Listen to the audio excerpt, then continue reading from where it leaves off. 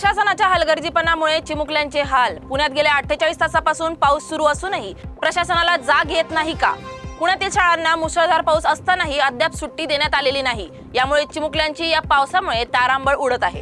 तरीही प्रशासन याबाबत कोणताही महत्त्वपूर्ण निर्णय घेत नसून संपूर्ण शाळा सुरू ठेवल्यात। यावरून प्रशासनावर ताशेरे ओढण्यात येत आहे। बऱ्याच शहरात प्रशासनाने शासकीय निमशासकीय शाळांना सुट्ट्या दिल्या आहेत, पण पुण्यातील प्रशासन नेमकं करतंय तरी काय? हे प्रशासन झोपलं तर नाहीये ना, असा सवाल आता उपस्थित होतोय।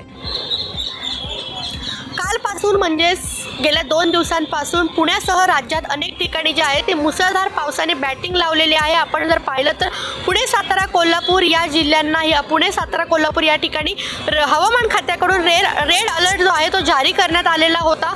त्यानंतर काल मुंबईमध्ये आपण पाहिलं तर पूरस्थिती जी आहे ती अनेक ठिकाणी निर्माण झाली। राज्यात अनेक ठिकाणी या मुसळधार पावसामुळे पूरस्थिती निर्माण झाली। पुण्यात देखील असंच काहीसं जे आहे ते आपण पाहिलं। खडकवासला धरणातून आज पुण्यामध्ये मुठा नदीमध्ये जो आहे तो अनेक मोठ्या क्युसेकने विसर्ग जो आहे तो सोडण्यात आलेला आहे। मात्र काल मुंबईमध्ये जेव्हा असा जोरदार मुसळधार पाऊस झाला त्यावेळेस लगेचच तेथील शाळा कॉलेजांना जे आहे ती सुट्टी डिक्लेअर केली। मात्र पुण्यात असा मुसळधार पाऊस आहे, रेड अलर्ट जारी आहे। पुण्यात रस्ते जे आहेत ते जलमय झालेले आहेत।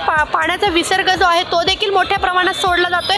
तरी देखील पुण्यातल्या शालेय विद्यार्थ्यांचा कॉलेजच्या विद्यार्थ्यांचा कुठल्याही प्रकारे विचार केला जात नाही असं सातत्याने दिसून येतं। या संदर्भात जर आपण पाहिलं तर जिल्हाधिकारी आणि पालिका आयुक्त झोपलेत की काय असा प्रश्न जो आहे तो सातत्याने समोर येतोय।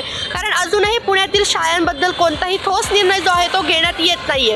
प्रियंका परदेशी, लोकशिवाय मराठी, पुणे।